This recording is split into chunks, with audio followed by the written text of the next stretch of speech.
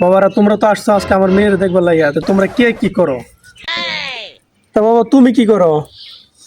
আমি আমি মনে করো ওই চাকরি করি। তো তোমার স্যালারি কত?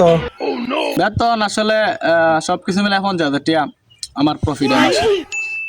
ও 50,000 টাকা, আচ্ছা ভালো ভালো। ও ঘুষ টুস খাও নাকি?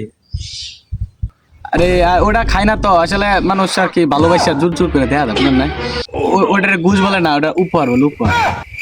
ও আচ্ছা আচ্ছা ঠিক আছে স্যার। জামাই ছিল এটা জামাই চলে সরকারি চাকরি চলে চলে। তো বাবাজি তুমি কি করো? আমি তো বেশি কিছু করি না, দুটা লেবু গাছ আছে, লেবু ভরা গাছও।